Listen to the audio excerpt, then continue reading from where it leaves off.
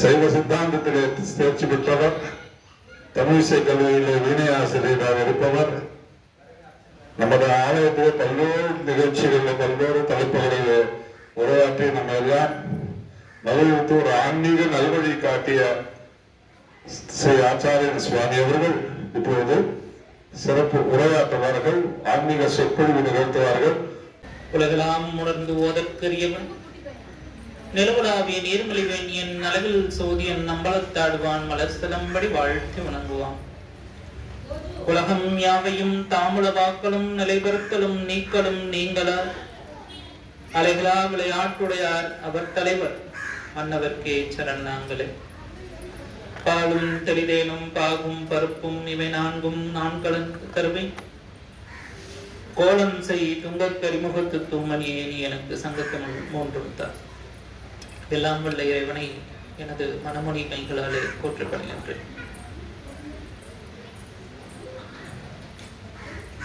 இங்கு கூடியிருக்கக்கூடிய சான்றோர்களே, ஆன்றோர் பெருமக்களே, குழந்தைகளே, அனைவருக்கும் இந்த இனிய மாலை வேளையிலே, இந்த ஆடி வெள்ளிக்கிழமையினுடைய 3வது வாரத்திலே உங்கள் அனைவருக்கும் எனது அன்பான வணக்கத்தை தெரிவித்துக் கொள்கின்றேன்.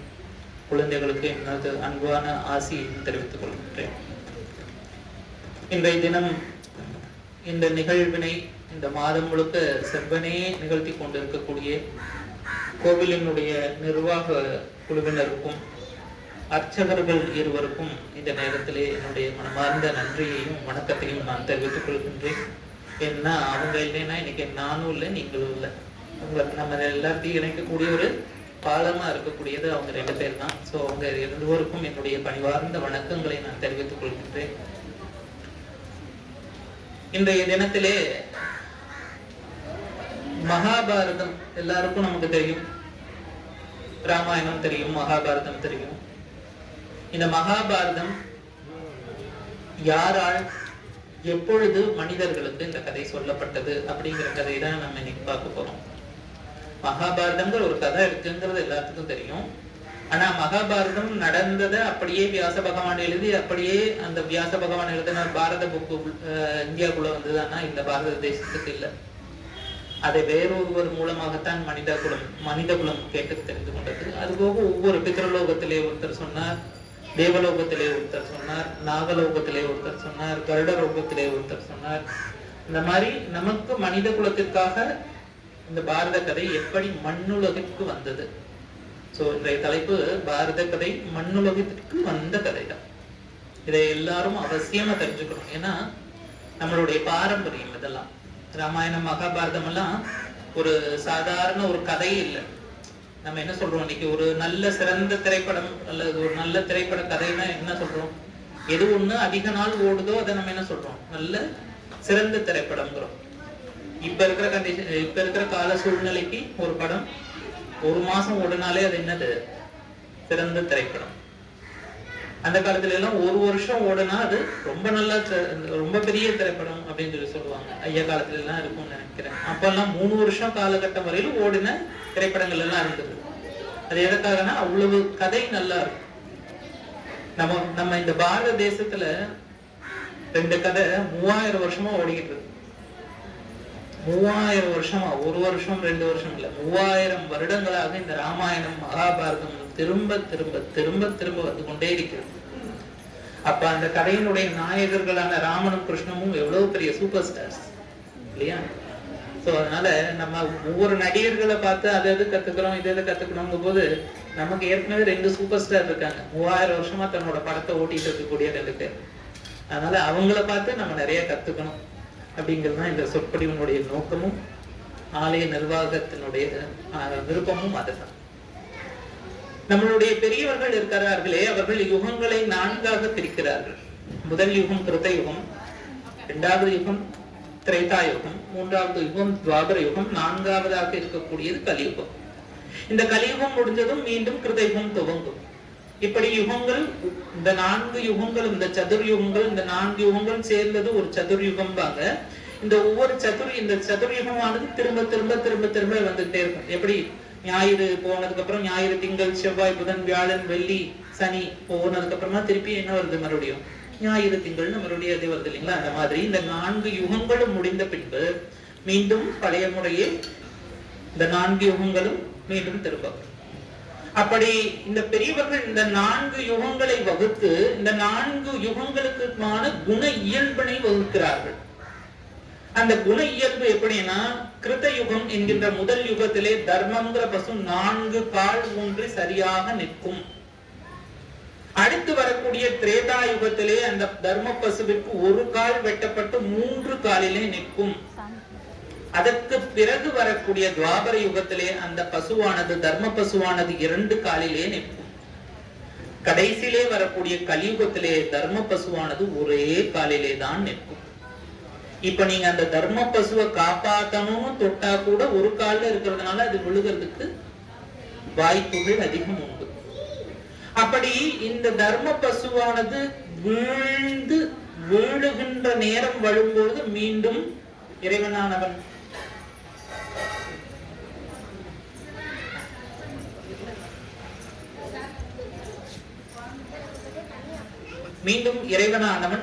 அவதரித்து அந்த தர்ம பசுவை மீண்டும் 4 காலிலே நிக்க செய்வான். அப்படி நிக்க செய்யும் போது அது மீண்டும் கிருத யுகத்திற்கு சென்றுவிடும்.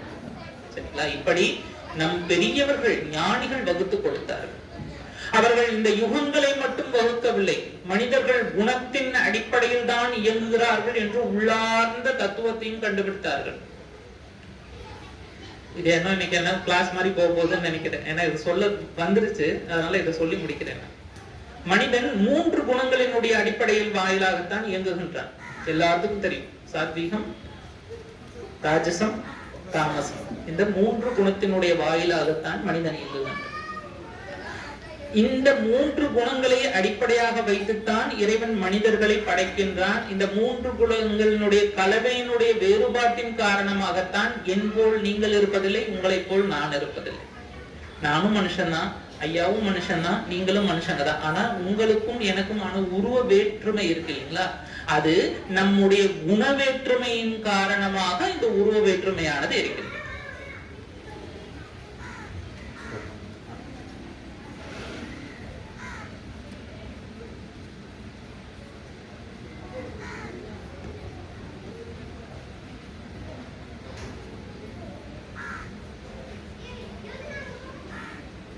இந்த குணவேற்றுமையின் காரணமாகத்தான் நமக்கு நம்மிடையே இந்த உருவ வேற்றுமை இருக்கின்றது. இதை நம்முடைய ஞானிகள் என்றோ கணித்தார்கள். அப்படி குணவேற்றுமையானது உயிர் பொருட்களான மனிதர்களிடம் மட்டும்தான் இருக்குமா? கிடையாது. உயிரற்ற பொருட்களுக்கும் குணம் உண்டு. ஒரு நாற்காலிக்கு ஒரு குணம் உண்டு, இந்த ஒளி வாங்கிக்கு ஒரு குண இயல்பு உண்டு. இந்த குண இயல்புகள் இருந்தால்தான் இது இந்த ஒளி வாங்கி. ஒளிபெருக்கிக்கு என்று ஒரு குண இயல்பு உண்டு, அந்த ஒளிபெருக்கி அந்த குண இயல்போடு இருந்தால்தான் அது ஒளிபெருக்கி. சோ இது வாங்கும், அது பெருக்கும். சோ இப்படி குண இயல்புகள் தான் இந்த உலகம் முழுக்க இருக்கக்கூடிய பொருட்கள் எல்லாம் இருக்கின்றன. இதையும் தாண்டினார்கள் நம் முன்னோர்கள். ஒரு நாளிலே எந்த நேரத்திலே எந்த குணமானது மிகுந்து வேலை செய்யும் என்பதையும் கண்டுபிடித்தார்கள். காலை பொழுதானது சாத்வீகத்திற்கு உரியதாகவும், மதிய பொழுதானது ராஜசத்திற்கு உரியதாகவும், மாலை பொழுதானது தாமசத்திற்கு உரியதாகவும் உள்ள பொழுதுகள் என்று பொழுதுகளையும் வகுத்து கொடுத்தார்கள். அது மட்டுமல்ல, இதை தாண்டி அதற்குரிய நிறங்களையும் அவர் கொடுத்தார்கள். சாத்வீக குணம் அப்படிங்கிறது ஒண்ணு இல்லைங்க, நல்லியல்புகள் எல்லாம் தோன்றக்கூடிய ஒரு நேரம். அதற்கு நிறமாக வெண்மை நிறத்தை குறித்து கொடுத்தார்கள். ராட்சச குணம் என்பது வேறொன்றும் அல்ல, எல்லா முயற்சிகளையும் செய்வதற்கு ஊக்கப்படுத்துகின்ற ஒரு நேரம். அதற்குரிய நிறமாக செம்மை நிறத்தை கொடுத்தார்கள்.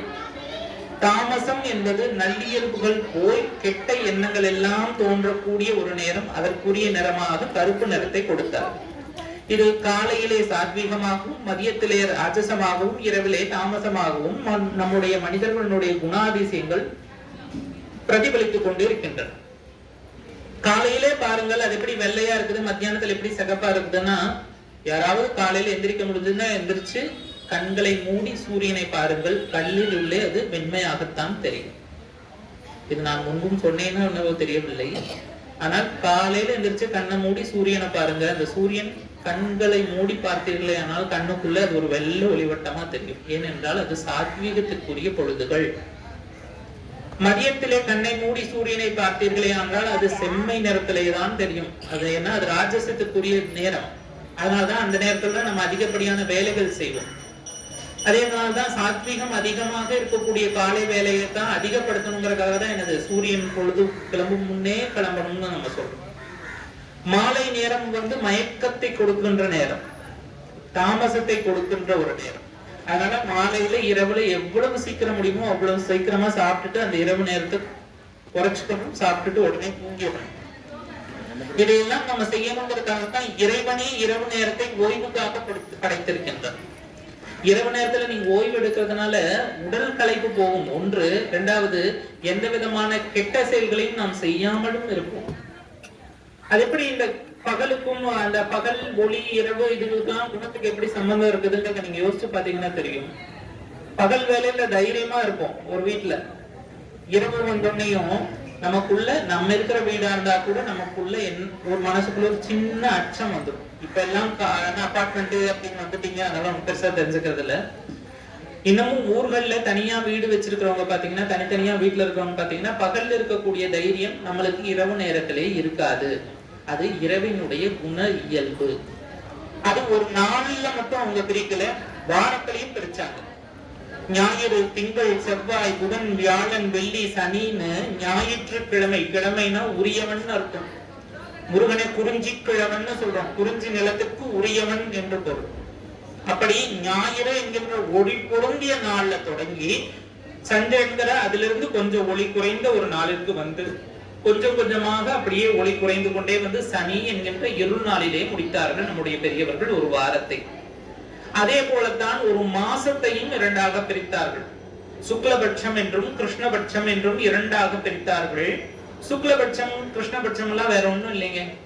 ஒளியிலிருந்து அமாவாசையிலிருந்து ஒவ்வொரு நாளா பெருகி பெருகி 15 நாட்களிலே பௌர்ணமியை தொடுகின்ற ஒரு அதை சுக்லபட்சம், ஒளியை நோக்கி வளரக்கூடிய நாள். பிறகு பௌர்ணமியிலிருந்து கொஞ்சம் கொஞ்சமா குறைஞ்சுக்கிட்டு அமாவாசையை நோக்கி வரக்கூடிய ஒரு 15 நாட்கள். இதற்கு கிருஷ்ணபட்சம் என்று பெயர். கிருஷ்ணம் என்றால் கருப்பு என்று பொருள், வேற ஒண்ணும் கிடையாது. கிருஷ்ணம்னா கருப்பு என்று பொருள். அதனாலதான் கருப்பா பிறந்ததுனாலதான் அவனுக்கு கிருஷ்ணன்னு பேரே வச்சாங்க. கிருஷ்ணன் என்றால் கருப்பானவன் பொருள். அப்படி 15 நாட்கள் சுக்லபட்சமாகவும் 15 நாட்கள் கிருஷ்ணபட்சமாகவும் ஒரு மாதத்தை இரண்டாக பிரித்தார்கள். அதே போலத்தான் ஒரு வருடத்தையும் நம்முடைய முன்னோர்கள் இரண்டாக பிரித்தார்கள். இப்படியாகத்தான் ஒரு வருடத்தையும், ஒரு மாசத்தை எப்படி பிரிச்சாங்கன்னு பார்த்தோம். இதே போலத்தான் ஒரு வருடத்தையும் நம் பெரியோர்கள் பிரித்தார்கள். சித்திரை, வைகாசி, ஆனி முதலிய தமிழ் மாதங்களை எடுத்துக்கிட்டோம்னா தெரியும். 12 மாதங்களிலே 6 மாதங்களை அவர்கள் ஒளிக்காலமாகவும் 6 மாதங்களை அவர்கள் இருள் காலமாகவும் பிரிக்கின்றனர். அப்படி ஒளிக்காலமாக பிரிக்கப்பட்ட மாதங்கள் தான் தையிலிருந்து தை, மாசி, பங்குனி, சித்திரை, வைகாசி, ஆனி. மன்னிக்கவும், தை, மாசி, பங்குனி, சித்திரை,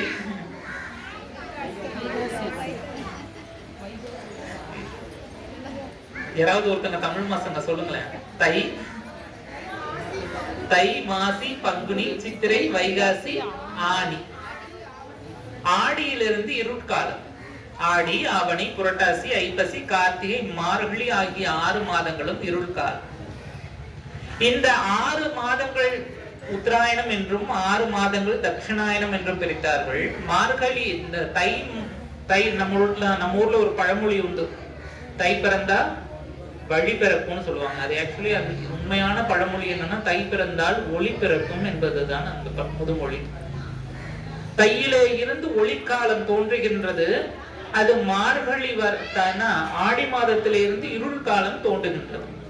இப்ப ஆடியில பாத்தீங்கன்னா ஆடி, ஆவணி, புரட்டாசி, ஐப்பசி, கார்த்திகை, மார்கழி என்று மார்கழியிலே இருள் முடிந்து தையிலே ஒளி துவங்குகின்றது. அதனால்தான் மார்கழி மாதமானது இருள் முடிந்து ஒளி துவங்குகின்ற வேலை. அதனால்தான் அந்த சுபமான மாதமாக இருப்பதால் தான் கண்ணன் கீதையிலே மாதங்களே நான் மார்கழி என்று மார்கழி மாதத்தை சிறப்பித்துக் கூறுகின்றார். சரி, இதையெல்லாம் இப்ப இங்க எதுக்கு சொல்லிட்டு இருக்க அப்படின்னு கேக்குறீங்க. கேள்வி கரெக்ட் தான். ஏன்னா இருள் தொடங்குகின்ற ஒரு காலமாக இருக்கக்கூடியது தை முதலான இந்த மாசம். அதனால்தான் இந்த மாசத்திலே நம்முடைய வாழ்விலும் மனதிலும் அதிக அளவிலே குழப்பங்கள் மேலோங்கும். குழப்பங்களை எல்லாம் தெய்வங்களினுடைய நம்பிக்கை மூலமும் தெய்வ வழிபாட்டின் மூலமும் செய்வதற்காகத்தான் இந்த ஆடி மாதம் முழுமையுமே அம்மனுக்குரிய திருவிழா கொண்ட மாதமாக நம் பெரியோர்கள் வகுத்து கொடுத்திருக்கிறார். இப்படி இரண்டு பொழுதுகள் சந்திக்க, இந்த ஒரு இருளும் ஒளியும் கலக்கின்ற நேரத்திலே, இந்த கலக்கக்கூடிய சங்கமத்திலே நம்மளுடைய மனக்குழப்பங்கள் எப்பொழுதும் மிகுந்து காணப்படும். அப்படி இந்த மனக்குழப்பங்களை எல்லாம் குறைப்பதற்காகவும் இந்த மனக்குழப்பங்களை எல்லாம் வேரோடு களைவதற்காகவும் தான் பெரியோர்கள் நமக்கு இந்த ஆடி மாதத்தினுடைய இந்த வழிபாட்டினை ஏற்படுத்தி தந்திருக்கிறார். நீங்கள் அந்த விதத்திலே மிகவும் கொடுத்து வைத்தவர்கள். இந்த ஆடி மாதம் முழுவதுமாக இங்கே நடக்கின்ற எல்லா வழிபாட்டிலும் கலந்து கொண்டிருக்கின்றீர்கள். அம்மையினுடைய அருளால் உங்கள் வாழ்வில் இருக்கக்கூடிய குழப்பங்கள் எல்லாம் களைய வேண்டும் என்று நானும் பிரார்த்தித்துக் கொள்கிறேன். இப்படி பெரியோர்கள் வகுத்து கொடுத்தார்கள் அல்லவா? இப்படி காலம் யுகம் எல்லாவற்றிலும் ஆராய்ந்து ஆராய்ந்து ஆராய்ந்து ஆராய்ந்து வகுத்து கொடுக்கின்றார். இப்பொழுது கலியுகம் வருகின்றது. கலியுகம் பிறக்கப் போவதை முன்னரே நம் ஞானிகள் தெரிந்து கொண்டார்கள். நாம் இந்த கலியுகத்திலே மக்களுக்கு ஏதாவது ஒரு விதத்திலே நல்லது செய்ய வேண்டும் என்று ஒரு மகரிஷி முடிவெடுக்கின்றார். அப்படி அவர் முடிவெடுத்து அவர் வேதத்தினுடைய சாரத்தை தொகுத்து வழங்குகின்றார். வேதம் என்பது வேறொன்றும் அல்ல, அண்டத்தின் இந்த பேரண்டத்தில் ஒவ்வொரு அண்டத்திலும் வெளிப்பட்ட அந்த அண்டத்தினுடைய சப்தம் அல்லது இறைவனுடைய வார்த்தைகள் தான் வேதம். இந்த வேதத்திற்கு பொருட்பயன் என்று ஒன்றும் கிடையாது. இந்த வேதத்துக்கு ஒளிப்பயன் மட்டும்தான் உண்டு. வேதம் சப்த விடயம். இந்த வேதத்தினுடைய சப்தத்தை கேட்க கேட்க என்னவாகும் என்று கேட்கிறீர்களா? வேதத்திற்கு பொருள் பார்க்காதீர்கள். வேதத்தினுடைய ஒளியை கேட்க கேட்க தானாக தர்மம் வளரும். ஆனால் இது கலியுகம் அல்லவா? இந்த கலியுகம் என்ன செய்தது என்றால் அந்த வேதத்தை அடக்கியது, அதர்மத்தை பெருக்கியது. அப்படி நாம் மீண்டும் தர்மத்தை தலை தூக்கி நிறுத்த செய்ய வேண்டுமே ஆனால் மீண்டும் வேத ஒளியை உலகம் முழுவதும் பரப்ப வேண்டும். அது ஒன்றுதான் வழி. அப்படி பரப்ப வேண்டும் என்று நினைத்தார் ஒருவர், வியாச பகவான். அதனால்தான் அவருக்கு வேத வியாசர் என்றே பொருள் பெயர். வேதங்கள் அவர் காலத்திலே பலவாக பரவி கிடந்தன. அந்த வேதங்களை எல்லாம் மனிதர்களுடைய நன்மைக்காக எடுத்து தொகுத்து 4 வேதங்களாக ரிக், யஜுர், சாம, அதர்வணம் என்று வேதங்களை 4ஆக வகுத்து கொடுத்தார். அப்படி 4 வேதங்கள் வகுத்து கொடுத்தாலும் இது கலியுகத்திலே இந்த வேதங்கள் வழக்கிலிருந்து ஒளிய போகின்றன என்பதை முன்னரே அவர் தெரிந்து கொண்டு அந்த வேதத்தை மட்டும் தராமல் அந்த வேதத்தினுடைய சாரத்தை எடுத்து ஒரு கதை செய்தார். அதுதான் மகாபாரதம் என்கின்ற ஒரு இதிகாச கதை. இந்த மகாபாரத கதையினுடைய உயர்வு சொல்வதற்காக ஒரு கதை சொல்வார்கள் நம் பெரியோர்கள். ஆனால் அக்கதை மகாபாரதத்திலே இல்லை, இது செவிவெளி கதை தான். இந்த மகாபாரதத்தை பற்றி எண்ணம் வியாசருக்குள்ளே வந்தது. வியாச பகவான் முழு கதையும் தன் மனதிற்குள்ளே திட்டமிட்டு முடித்து விட்டார். இப்படி முடித்த உடனே பிரம்மதேவர் ஓடி வருகின்றார் பிரம்மலோகத்திலிருந்து. வியாச பெருமானே, தாங்கள் மகாபாரத கதையை மனித உயிர்கள் உயும் வண்ணம் எடுத்து எழுதி அருள வேண்டும் என்று பிரம்மதேவர் வந்து வியாச பகவானை கேட்டுக் கொள்கின்றார். வியாசரும் இதற்கு சம்மதித்து எழுதுவதற்கு முடிவு செய்கின்றார். இப்பொழுது அதை யார் எழுதுவது என்கின்ற ஒரு சிக்கல் தோன்றுகின்றது. உடனே பிரம்மாவினுடைய அறிவுரைப்படி வியாச பெருமான் கணபதியை நோக்கி தவம் இருக்கின்றார். கணேச பெருமானை ஆவாகனம் செய்து வரவழைத்து, கணபதி பெருமானே, நான் மகாபாரத கதையை சொல்ல போகிறேன், அதை நீங்கள் தான் எழுத வேண்டும் என்று கொள்கின்றார். அவர் யார்? சாக்ஷாத் மகா கணபதி, வேதநாத பிந்து ஸ்வரூபன். நாத தத்துவத்திற்கும் பிந்து தத்துவத்திற்கும் அதிபதியாக இருக்கக்கூடிய ஒரு இறைவன். அதை ஞானிகள் தான், சித்தர் பெருமக்கள் தான் சொல்வார்கள். நாம ஓரறிவு பொருள்ல இருக்கக்கூடிய உயிர் பொருட்கள்ல இருக்கக்கூடிய கீழான ஒரு பொருள் என்னன்னா ஓரறிவு பொருள். நம்ம 6 அறிவு உள்ள மனுஷன்னு நம்ம நினைச்சுக்கிறோம். 6 அறிவு நமக்கு, அதனால நம்ம உயர்ந்தவன் நினைச்சுக்கிறோம். அடுத்தது 5 அறிவு இருக்கக்கூடிய பசு வகைகள், 4 அறிவு இருக்கக்கூடிய பறவை வகைகள், 3 அறிவு இருக்கக்கூடிய ஊர்வன, 2 அறிவு இருக்கக்கூடிய தவழ்வன, அது போக 1 அறிவு இருக்கக்கூடிய தாவரங்கள். அந்த தாவரங்களிலும் கீழானது எது அப்படின்னா ஒரு அற்ப புல். அதனால்தான் புல்லன் அப்படின்னு சொல்லி சொல்லுவாங்க. புல்லன் என்ன? அற்பன் அர்த்தம். இருக்கக்கூடியதுலயே அற்பமானது என்ன? ஒரு புல். அதே மாதிரி உயிரற்ற பொருட்கள்ல இருக்கக்கூடியதுலயே ஆக சிறந்தது மலம். அதுதான் இருக்கிறதுலயே ஆக சிறந்த குறைந்த ஒரு பொருள். அந்த மலத்தையும் அந்த புல்லையும் சேர்த்து வச்சாங்க. எப்படி? பசுவினுடைய மலம் சாணத்தை ஒரு பிடி எடுத்து அதன் மேல ஒரு அருகம்புல்லை எடுத்து வச்சு அங்க யாரு இருக்காங்கன்னு சொன்னாங்க, நாதம் பிந்துங்கிற 36 தத்துவ நிலைகளுக்கு கடந்த அதிபதியாக இருக்கக்கூடிய கணேசனை கொண்டு வந்து, கணபதியை கொண்டு வந்து ஒரு சாதாரண அருகம்புல்லிலும் சாணியிலும் வைக்க முடியும் என்று காட்டியது நம்மளுடைய தர்மம். இப்ப ஏற்பட்ட எளிமையெல்லாம் எந்த தர்மத்திலையும் கிடையாது. அவர் எங்க இருக்கிறார்? எங்கேயோ இருக்கிறார். நாதத்துக்கு 36 தத்துவங்களுடைய தலைமை தத்துவம் நாத தத்துவமும் பிந்த தத்துவம். அந்த நாதம் பிந்து என்கின்ற 2 தத்துவத்தை நம்மால் புரிந்து கொள்ளவே முடியாது. அது சுத்தமாயே என்கின்ற அசுத்தமாயே இல்ல, சுத்தமாயிலே இருக்கக்கூடிய தத்துவங்கள். அப்பேற்பட்ட தத்துவத்திற்கு அதிபதியாக இருக்கக்கூடிய இறைவனை இங்கு கொண்டு வர முடியுங்கிறார். அப்பேற்பட்ட உயர்ந்த கணபதியை வியாச பெருமான் ஆவாகனம் செய்கின்றார். வேண்டி துதித்து வணங்கி நிற்கின்றார். கணபதியும் வந்து இதற்கு மகாபாரதத்தை எழுத சம்மதிக்கின்றார். ஆனால் ஒரு நிபந்தனை வைக்கின்றார். வியாச பெருமானே, நீ சொல்ல சொல்ல நான் மகாபாரதத்தை எழுத சித்தமாக இருக்கின்றேன். ஆனால் ஒரு நிபந்தனை, நான் எழுதுவது நிற்காவண்ணம் நீ எனக்கு சொல்லிக் கொண்டே இருக்க வேண்டும். அதாவது நான் எழுத ஆரம்பிச்சிட்டேன்னா நான் நிறுத்த மாட்டேன். நான் நிறுத்தாம போற அளவுக்கு எழுதிட்டே இருக்கிற அளவுக்கு நீ எனக்கு சொல்லணும். அதற்கு ஒப்புக்கொள்கின்றார் வியாச பகவானும். ஆனால் வியாச பகவானும் அவரும் திருப்பி ஒரு கண்டிஷன் போடுறார். என்னன்னா, கணபதி நீங்க சொல்றபடி நானும் நீங்க நிக்காம எழுதுற அளவுக்கு நான் சொல்றேன். ஆனா நான் சொன்ன பாட்டினுடைய பொருள் புரிந்துதான் நீங்க எழுதணும், பொருள் புரியாம நீங்க எழுதக்கூடாது அப்படின்னு சொல்லி இருவரும் ஒரு ஒப்பந்தம் போடுகிறார்கள். ஒப்பந்தம் போட்டு ஒரு மேரு மலையையே ஏடாக்கி தன்னுடைய கொம்பை ஒடித்து அச்சாணியாக்கி மகாபாரதத்தை கணபதி பெருமான் எழுதுகின்றார். இப்படி உயர்ந்தோர்களால் எழுதப்படுகிறது. மகாபாரதத்தினுடைய உயர்வை சொல்ல வந்து ஒரு கதை. இப்படி உயர்ந்தவர்களை கொண்டு வேதவியாசர் இந்த மகாபாரத கதையை படைக்கின்றார். இந்த மகாபாரத கதையானது படைத்த பின் வேதவியாசர் தனது மகனான சுகபிரம்மத்திற்கு இந்த மகாபாரத கதையை சொல்கின்றார். சுகபிரம்மமானவர் தன்னுடைய மாணவர்களுக்கு இந்த கதையை சொல்லிக் கொடுக்கின்றார். இப்படித்தான் இது தேவலோகத்தோடு நின்று விட்டது. இது மானிட உலகத்திற்கோ மனிதர்களுக்கு இடையேயோ இந்த மகாபாரத கதையானது வரவில்லை. இது இப்ப எங்கிருந்து வந்தது அப்படிங்கிறது தான் நம்மளுடைய இந்த கதை. மகாபாரதம் எப்படி பிறந்தது, பாரதம் பிறந்த கதை தான் நம்முடைய இந்த இன்றைய கதா காலட்சேபத்திலே நாம் பார்க்க போகின்றோம். பூலோகத்திலே ஜனமேஜயன் என்ற ஒரு அரசன் ஆண்டு வந்தார். இந்த ஜனமேஜயனுடைய தந்தை யார் அப்படின்னா, ஜனமேஜயனுடைய அப்பா பேரு பரீட்சித் மகாராஜா. இந்த பரீட்சித் யாரு அப்படின்னா, பரீட்சித்தினுடைய தந்தையானவர் அபிமன்யு. அபிமன்யுனுடைய தந்தை அர்ஜுனன். அர்ஜுனனுடைய தந்தை பாண்டு. இப்ப புரியுதுங்களா? பாண்டுவினுடைய புதல்வன் அர்ஜுனன், அர்ஜுனனுடைய புதல்வன் அபிமன்யு, அபிமன்யுவினுடைய புதல்வன் பரீட்சித்து, பரீட்சித்துவினுடைய மகன் ஜனமேஜயன். இவர்களுக்கெல்லாம் குல முதல்வனாக இருந்தவர் யாருன்னா வியாச பகவான். வியாச பகவானால் தான் அவர்களுடைய சந்ததி விருத்தியானது. பாண்டுவனுடைய தந்தையாக இருந்தவர் வியாச பகவான் தான். வியாச பகவான்ல இருந்து அந்த சந்ததி வளர்ந்து கொண்டே வந்தது. அப்படி தன்னுடைய சந்ததியிலே வழியாக வந்த இந்த ஜனமேஜயனை காண ஒரு நாள் வேதவியாச முனிவர் வருகின்றார்.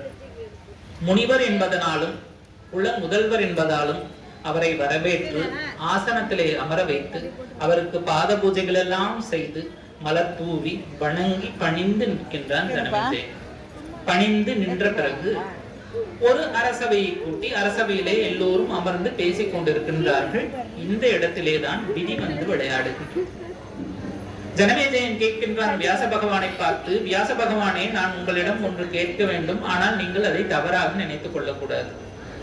என்னப்பா, என்ன கேட்க போற, கேளுங்கிறார் வியாச பகவான். இல்ல, இது உங்களை பற்றியான கேள்வி, அதனால் நீங்கள் இதனை தவறாக எடுத்துக்கொள்ள மாட்டேன் என்று சொன்னால் நான் கேட்கின்றேன் அப்படிங்கிறார்.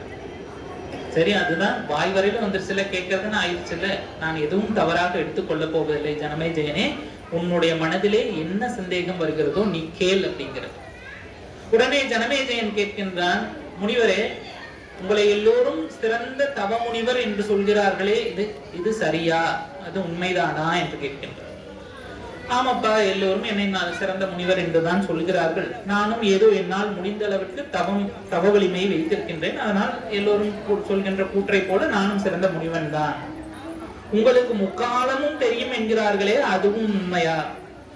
ஆமாப்பா, என்னுடைய தவ பலனினாலும் இறைவனுடைய அருளாலும் முக்காலத்தையும் உணர்கின்ற வல்லமையை நான் பெற்றிருக்கேன் என்பதும் உண்மைதான் என்கின்றார். சரி, அப்படி நீங்கள் முக்காலம் உணரும் உண்மையை பெற்றிருந்தால் இந்த மகாபாரத யுத்தம் நடப்பதற்கு முன்பே நிறுத்தி இருக்கலாமே, ஏன் நிறுத்தவில்லை என்ற ஒரு கேள்வியை கேட்கின்றார்.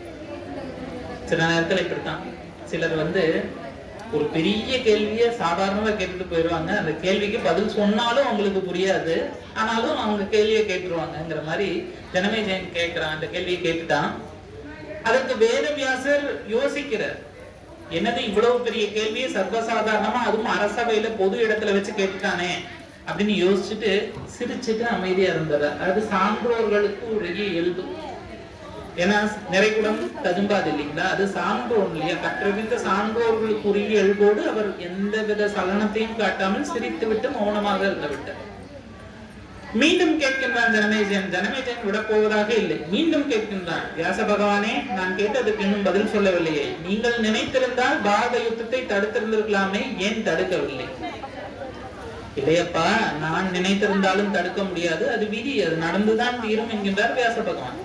இல்லை இல்லை, நீங்கள் நினைத்திருந்தால் தடுத்திருந்திருக்க முடியும், ஆனால் நீங்கள் தடுக்க வேண்டும் என்று நினைக்காததனால் தான் தடுக்க இயலவில்லை என்கின்றார். இல்லையப்பா, நான் தடுக்க நினைத்து தடுத்திருந்தாலும் பாரத யுத்தம் கட்டாயமாக நடந்துதான் இருக்குமே ஒழிய நடக்காமல் இருந்திருக்காது அப்படிங்கிறார். இவன் மீண்டும் மீண்டும் இளமையினுடைய துடிப்பின் காரணமாக கேட்டுக்கொண்டே இருக்கின்றார். அதனால வயது போன அனுபவத்தை இந்த இளமை ஒரு நாளும் மதிக்கிறது கிடையாது. அந்த அனுபவம் வாழ்க்கையில எனக்காவது பட்டார்னு ஒரு அடி அடிக்கும் போதுதான் இந்த இளமைக்கு அந்த முதுமையினுடைய அனுபவமே தெரியுது. அப்படித்தான் ராமாயணத்துல இருக்கும்போது இவன் சொல்லுவான், லக்ஷ்மணன் சொல்லுவான், அடுத்த நாள் காலையில அண்ணனுக்கு முடிசூட்ட போறாங்கன்னு பட்டாபிஷேகம்னு அறிவிப்பு வந்தாயிற்று. ஒரு நாள் கூட இல்ல, இன்னைக்கு ராத்திரி அவருக்கு பட்டாபிஷேகம்னு அறிவிப்பு வருது. அடுத்த நாள் காலையில அவர் இல்ல, காட்டுக்கு போகணுங்கிற அடுத்த அறிவிப்பும் சேர்த்து வருது. அப்படி ரெண்டு அறிவிப்புகளும் சேர்ந்து வருது. நைட்டு அவனுக்கு அரசவை, நாளைக்கு காலையில நீதான் ராஜான்னு சொல்றாங்க ராமன். அடுத்த நாள் காலையில இல்லப்பா, நீ ராஜா இல்லன்னு சொல்லியிருந்தா கூட பரவாயில்ல, அதாவது பேக் டு ஸ்கொயர் ஒன், மீண்டும் துவங்கிய இடத்துக்கே வந்திருக்கலாம். ஆனா என்ன சொல்றாங்க, அடுத்த நாள் இல்ல நீ காட்டுக்கும் போகணும்னு அங்கிருந்து கீழே வர்றாங்க. இதை ராமன் ஏற்றுக்கொண்டான். இது லக்ஷ்மணன் காதுக்கு போனதும் லக்ஷ்மணன் கோபப்படுகின்றான். தன்னுடைய வில்லிலே நாணை ஏற்றி ஒரு தட்டு தட்டினான். அந்த நாணினுடைய அதிர்விலே அயோத்தியே அதிர்ந்தது என்கின்றார் வால்மீகி. அந்த அதிர்வையில் அயோத்தியில் ஏற்பட்ட அதிர்வை கண்டவுடனே ராமன் புரிந்து கொண்டான், ஓ லக்ஷ்மணனுக்கு இந்த செய்தி போய்விட்டது, கோபப்படுகின்றான் என்பதை உணர்ந்து உடனடியாக எல்லா வேலைகளையும் விட்டு நேராக லக்ஷ்மணனிடம் வருகின்றார். லக்ஷ்மணா, ஏன் இவ்வாறு கோபப்படுகிறாய்? அண்ணா, உங்களுக்காக இப்படி அநீதி இழைக்கிறார்கள், அவர்களை நான் அழித்து விடுகின்றேன் என்கின்றார். என்னப்பா பேசுற? நதியின் பிழை என்று நறும்புணல் இன்மை அன்றே பதியின் பிழை என்று பகர்ந்து நமை பெற்றால் மதியின் பிழை என்று மகன் பிழை என்று மைந்தா எதற்கு விதியின் பிழை என்கின்றார். மைந்தா, விதியின் பிழை, இதற்கு எதற்கு நீ வெகுண்டெழுகின்றாய்? இது விதியின் பிழையப்பா, நீ யாரிடம் படித்தாய்? உன்னுடைய கல்வி எல்லாம் போய்விட்டதா? இதற்காகவா நீ கோபப்படுகின்றாய் என்று வினவுகின்றான் ராம். ஓ அப்படியா, விதியின் பிழையா? அதான் அந்த இளமை துடிப்புங்கிறது. விதியினுடைய பிழையா? ராமன் தன்னுடைய அனுபவத்தை கொண்டு அந்த விதியை பக்குவமாக ஏற்றுக்கொண்டான். லக்ஷ்மணனுக்கு அந்த வாழ்வியல் அனுபவம் இல்லை. அதனால அவன் சொல்றான், ஓ அப்ப விதியோட பிள்ளையா? விதிக்கு விதி செய்யும் என் வில் தொழில் காண்டீர் என்று விதியையே நான் வென்கின்றேன் என்று சவால் விடுகின்றேன். ராமனுக்கு அந்த இடத்துல கோபமே இருந்துச்சு. என்ன பேசுறப்பா? மறை தந்தன வாயால் வாய் தந்தன கூறுதியோ, வேதம் படிச்ச வாயாலே நீ இப்படி பேசுற, விதியை ஒழிச்சு காட்டுவேன்னு பேசுற, இப்படி எல்லாம் நீ பேசலாமா என்று அவனை அடக்கி சமாதானப்படுத்தி விடுகின்றார். 10 ஆண்டுகள் உருண்டோடுகின்றன. அப்படியே இந்த அரண்மனை சுகபோகங்கள் எல்லாம் மாறி கானகத்திலே கஷ்டப்பட்டு கொண்டிருக்கின்றார்கள். கானகத்திலே அந்த வலியையும் வேதனையும் வாழ்க்கையினுடைய துயரத்தையும் சந்தித்து கொண்டிருக்கின்றான் லக்ஷ்மணன். அந்த சமயத்தில் தான் விதி வருகின்றது. விதினா ஒண்ணு இல்ல பாருங்க, இது நடக்கும்னு தெரியும், அந்த நடக்கிறத நம்மளால தடுக்கவும் முடியும், தடுக்கிறதுக்கான ஆற்றலும் நம்ம கிட்ட இருக்கு, ஆனாலும் அதை நம்மளால தடுத்து நிறுத்த முடியாது. அதுதான் விதிங்கிறது. இவனுக்கு மனசு உள்ளூர தெரிகிறது, சீதைக்கு ஏதோ ஆபத்து வரப்போகிறது என்று இவன் உள்ளூர தெரிகிறது. சொல்றான். மாயமான் வந்ததுமே சொல்கின்றான், அண்ணா இது மாயமான், இதன் பின்னே போகாதீர்கள் என்று. ஆனால் என்னைக்கும் பிடிவாதம் பிடிக்காத சீதா அன்னைக்கு பிடிவாதம் பிடிக்கிறா, இல்ல எனக்கு அந்த மான் வேணும். அப்படியா? அப்படின்னா நீங்களும் அண்ணன் இருங்க, நான் போய் அந்த மானை பிடித்து வருகின்றேன் அப்படின்னு சொன்னதும் அதுக்கும் சீதை கோவப்படுறான். நாயக நீயே பற்றி தருகிலை போடும். என்னதான் இருந்தாலும் நான் நாளைக்கு ஊருக்கு போனதுக்கு அப்புறமா இந்த பொன்மான கொண்டு போய் என் தோழிகளிடம் காட்டி இது என் கணவன் பிடித்து கொடுத்ததுன்னு சொன்னாதான் எனக்கு பெருமையே ஒழிய என் மைத்துனன் பிடித்து கொடுத்ததுன்னு சொன்னா எனக்கு பெருமையா? நாயக நீயே பற்றி தருகிலை போலும் சொன்னதுக்கு அப்புறமா சரி ராமன் சொல்றான், சரி லக்ஷ்மணா நான் போறேன் நீ இரு அப்படின்னு சொல்லிட்டு லக்ஷ்மணனை வச்சுட்டு ராமன் போயிடறான். அந்த மாயமானை வேட்டையாடியதும் இந்த மாயமான் ஓ சீதா ஓ லக்ஷ்மணா என்று கூறி கீழே விழுந்து மாண்டு விடுகின்றது. அப்பொழுதும் சொல்கின்றான் லக்ஷ்மணன், இல்லை அண்ணனுக்கு ஒன்னும் ஆயிருக்காது அண்ணி, நீங்க எதுக்கும் பயப்படாதீங்க. இல்ல இல்ல லக்ஷ்மணா நீ போயே ஆகணும், இப்பவே போய் வரப்பா. இல்ல உங்களுக்கு ஏதோ ஆபத்து வரப்போகிறது, நான் இங்கதான் இருப்பேன். இல்ல இல்ல கடும் சொற்களை கூறுகின்றார். நின்ற நெறியிற்று இது நிலையன்றுங்கிற, நீங்க நிக்கிறது அவ்வளவு சரியில்லை, நீ கிளம்பி போ. அப்படி போகலைன்னா என்ன பண்ணுவேங்கிறத சீதாதேவி சொல்கின்றாள். அங்கே அடர்ந்த வனத்திலே பக்கத்துல காட்டுத்தீ எரிந்து கொண்டிருந்தது. அந்த காட்டுத்தீயை பார்த்து சொல்றான், இந்த ராமர் லக்ஷ்மணன் வந்து கோடு போட்டான், அதெல்லாம் ராமாயணத்துல இல்ல, அதெல்லாம் நம்ம மறுபடியும் சேர்த்து கொண்ட கதைகள் தான். அந்த சீதாதேவி சொல்கின்றார், லக்ஷ்மணா இப்ப நீ போய் அவருக்கு என்ன ஆச்சுன்னு பாக்கலைன்னா இந்த காட்டுத்தீகள் விழுந்து நான் உயிரை மாய்த்துக் கொள்வேன் அப்படின்னு சொல்லி சொல்றேன். வேற வழியே இல்லாம அரண்மனையில சாப்பிட்ட கொழுப்புல பேசினானே, விதிக்கு விதி செய்யும் என் வில் தொழில் காண்டீர்னு அந்த விதியையே வெல்ல முடியும்னு பேசின லக்ஷ்மணன் வெஞ்சின விதியை வெல்ல வல்லமோ அப்படின்னு சொல்லி விதியினுடைய பாதங்களை பணிந்து அங்கிருந்து கிளம்புகின்றார். இதுதான் விதி என்பது. சரி, இப்படித்தான் இந்த விதியை, அந்த கண்ம கொள்கை அப்படிங்கறதுதான். விதிங்கிறது எப்பொழுதுமே நாம் தவிர்க்க இயலாத ஒன்று. பேசுற ஃப்ளோல போகணும். சரி, இப்படி விதிக்கு விதியாகும் வித்தொழில் காண்டீர் என்று போன லக்ஷ்மணனே என்ன பண்ணா, விதிகிட்ட மண்டியிட்டு வருகின்றார். அப்படித்தான் விதியை தவிர்க்க முடியாது என்கின்றார் வியாச பகவான். ஜனமேஜயம் திரும்ப திரும்ப நச்சுக்கிட்டே இருக்கான், அதெல்லாம் இல்ல, நீங்க நினைச்சிருந்தா தடுக்க முடியும். ஒரு கட்டத்திற்கு மேல வியாச பகவானுக்கு கோபம் வந்தது. உடனே வியாச பகவான் சொல்கின்றார், என்னப்பா சொல்ற, எதிர்காலத்துல நடக்கிறது தெரியும்னா உன்னால விதியை தடுக்க முடியும்னு நீ சொல்ற, அவ்வளவுதானே அப்படிங்கிறார். ஆமாங்கிறான். சரி, நான் இப்போ உனக்கு சொல்றேன், இன்னும் 10 நாட்களில் உன்னை பிரம்மகத்தி தோஷம் பீடிக்க போகின்றது, நீ முடிந்தால் உன்னை காப்பாற்றிப்பார்னு சொல்லிட்டு போயிடுற. என்னடா அது, வேட்டியில போற பிரச்சனையை தூக்கி வேட்டிக்குள்ள விட்ட மாதிரி நம்ம பாட்டுக்கு கம்மனே இருந்திருக்கலாம். நம்ம போய் அவர்கிட்ட வாயை கொடுத்து இப்ப அவர் வேற 10 நாள்ல பிரம்மகத்தி தோஷம் பிடிக்கும்னு சொல்லிட்டு போயிட்டாரே, இதுக்கு என்ன பண்றதுன்னு சொல்லி அங்க இருக்கக்கூடிய ஆன்றோர்களையும் சான்றோர்களையும் எல்லாம் வரவழைக்கின்றார். எல்லோரையும் வரவழைத்து மிகப்பெரிய அந்தணர்களையும் சிவாச்சாரிகளையும் வரவழைத்து, ஐயா இந்த மாதிரி வியாசர் சொல்லிட்டு போயிட்டார், வியாசர் சொன்னா அது நடக்கும், சோ இந்த பிரம்மகத்தி தோஷத்துல இருந்து நான் விலகணும்னா நான் என்ன பண்ணணும் அப்படின்னு கேட்கிறார். இன்னும் 10 நாள் தானே சொல்லியிருக்காரு. அவர்கள் மிகப்பெரிய சாத்திரங்களை எல்லாம் பிரட்டி பார்த்து சொல்றாங்க, 10 நாளுக்கு நீ தொடர்ந்து ஒரு மிகப்பெரிய யாகத்தை செய்வாயேயானால் அந்த யாகத்தின் பலனாக இந்த பிரம்மகத்தி தோஷம் உன்னை விட்டு விலகுங்கிற. அரசன் இல்லையா, உடனே யாகத்திற்கான எல்லா ஏற்பாடுகளையும் செய்து விட்டான். அன்றைய தினம் யாகம் வெகு சிறப்பாக தொடங்கிவிட்டது. அந்த யாகத்திற்கு தலைமை ஏற்கணும்னு சொல்லி ஒரு அந்தனரை கேட்கிறாங்க. இப்ப ஊர்ல இருக்கக்கூடிய எல்லா அந்தணர்களும் சேர்ந்து ஒரு வயதான ஒரு ஏழை அந்தணனை காட்டுகிறார்கள். ஏன்னா ஏன் மத்தவங்க முன்னாடி வரலன்னா, ஒருவேளை அந்தணனுக்கு சாபம் வந்தா அந்த பிரச்சனைக்கு நமக்கும் சேர்த்து வரும், மன்னன் நம்ம மேலேயும் கோபப்படுவானேங்கிறதுக்காக ஒரு ஏழை அந்தணனை தேர்வு செய்கிறார்கள். அவரும் தனக்கு பொருள் கிடைக்குமேங்கிற ஆசையில ஒத்துக்கிறார். வெகு சிறப்பாக அக்ஷர ஸ்ருதியோடு மந்திரங்களை சொல்லி யாகத்தை வளர்த்தி கொண்டிருக்கின்றார். 10 நாட்களிலே 5 நாட்கள் முடிந்து விட்டது. யாகம் வெகு சிறப்பாக நடந்து விட்டது. தன்னுடைய போர்ப்படை காவலர்களை எல்லாம் கூட்டிட்டு வந்து தன்னை சுத்தி நிக்க வச்சிடறான். எந்த விதத்திலையும் தன் கையால எந்த ஒரு பிராமணனையும் கொன்று பிரம்மகத்தி தோஷத்துக்கு ஆளாயிடக்கூடாதுங்கிறதுக்காக ரொம்ப ஜாக்கிரதையா தன் பக்கத்துல யாருமே இல்லாத அளவுக்கு ரெடி பண்ணி வச்சிடறான். தானும் அந்த முனிவரும் மட்டும் யாகத்தில் உட்கார்ந்துருக்கோம். சுத்தி எல்லாம் ஒரு அரண் போல காவல் படை. அதற்கு பின்னாடி தான் மக்கள். யாரும் அவ்வளவு சீக்கிரம் உள்ள வந்துட முடியாத அளவுக்கு ஒரு அந்த யாகம் நடந்து கொண்டிருக்கின்றது. 8 நாட்கள் முடிந்தது. ஓரளவுக்கு இவனுக்கு பயம் குறைஞ்சிருச்சு. 9வது நாள் முடிந்தது. 10வது நாள் தொடங்கிருச்சு. இவனுக்கு ஒரே சந்தோஷம், நாளைக்கு வியாச பகவான் வரட்டும் வச்சிடலாம், ஏன் எனக்கா சொன்னீங்க பாருங்க, நான் தடுத்து காட்டிடுறேன்னு சொல்லிடலாம் அப்படின்னு சொல்லிட்டே பார்த்துட்டே இருக்கான். 10 கடைசி 1 மணி நேரம் அதுவும் முடிஞ்சது. கடைசி 1 நிமிஷத்துக்கு வந்துருச்சு. அவ்வளவுதான், 1 நிமிஷம் கழிஞ்சதுன்னா அந்த 10வது நாள் முடிஞ்சதுங்கிற ஒரு எதிர்பார்ப்போட இருக்கான். இந்த 10வது நாள் இந்த 1 நிமிஷம் முடிஞ்சதுன்னா அவனுக்கு பிரம்மகத்தி தோஷம் முடியுது, வராது அப்படிங்கிற ஒரு நிலைமை வந்துருச்சு. இந்த 10வது நாளுடைய கடைசி 1 நிமிஷம். இவ்வளவு சிறப்பா இந்த யாகம் பண்ணாரு, இவருக்கு ஒரு ஊரையே எழுதி வச்சிட வேண்டியதுதான். அந்த நேரத்துல அந்த பிராமணரை பார்க்கிறான். அந்த பிராமணர் அந்த நேரம்னு பார்த்து 10 நாட்கள் தொடர்ச்சியாக யாகம் பண்ணிட்டு இருக்கார். அக்னியினுடைய வெக்கை, சோர்வு, அசதி எல்லாம் சேர்ந்து கை நெய்வார்த்து கொண்டிருக்கிறது, வாய் மந்திரம் மோதி கொண்டிருக்கிறது, கண் மட்டும் அப்படியே தூங்குற. இவனுக்கு என்ன பண்றதுன்னு புரியல. கடைசி 1 நிமிஷம் தான் இருக்குது. இந்த 1 நிமிஷத்துல இவர் எந்த மந்திரத்தையும் தப்பா சொல்லிடக்கூடாதுங்கிறதுக்காக என்ன பண்றான், அந்த தர்ப்பை, ஏன்னா யாகத்திற்காக கங்கணம் கட்டி யாகம் செய்து கொண்டிருக்கின்றார், அவரை தொடக்கூடாதுங்கிறதுனால அந்த தர்ப்பை புல்லை மட்டும் எடுக்கின்றான். தர்ப்பை புல்லை எடுத்து அவர் முதுகுல ஒரு முதுக தொட்டான்.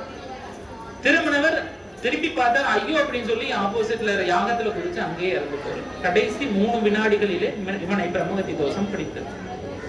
சோர்ந்து போனான் ஜனமேஜயன். இவங்க அப்பாவும் அப்படித்தான், பரீட்சித்து மகாராஜா. பாம்பினால கடிபடும் சொன்னோனையும் 10 நாட்கள் தொடர்ச்சியாக இருந்து கடைசியில அவனும் பாம்பாலதான் கடிபட்டு செத்தான். இவரும் அப்படித்தான். என்ன பண்றது, பிரம்மகத்தி தோஷம் வந்துருச்சேன்னு வியாச பகவானை மீண்டும் அழைக்கின்றார். வியாச பகவான் வந்து, அந்த ஒரு கதையோடு நிறுத்துகின்றேன். வியாச பகவான் வருகின்றார். ஐயனே, நீங்கள் சொன்னது முழுக்க முழுக்க உண்மை, நான் ஏற்றுக்கொள்கின்றேன். விதியை தெரிந்தால் மட்டும் தடுக்க முடியாது என்பதை நான் மனப்பூர்வமாக ஒத்துக்கொள்கின்றேன் ஐயா. ஆனால் எனக்கு ஒண்ணு மட்டும் புரியல. அந்த பிராமணரை நான் ஜஸ்ட் அந்த தர்ப்பத்தில் எடுத்து தொட்டேன், அது என்ன நினைச்சாருன்னு தெரியல, எதுக்காக உள்ள புதுச்சாருன்னு எனக்கு தெரியல, அது ஒண்ணுக்கு மட்டும் எனக்கு விளக்கம் கொடுங்க ஐயா அப்படின்னு. அவர் சொன்னாரு, ஒண்ணு இல்லப்பா, 10 நாள் தொடர்ச்சியா வேலை செஞ்சதுனால அவருக்கு டயர்டு, களைப்பு. அந்த களைப்பிலே அவர் தூங்க ஆரம்பித்து விட்டார். முழு தூக்கமும் இல்லை, அது ஒரு சொப்பன நிலை. அந்த தூக்கத்திலே அவருக்கு ஒரு கனவு.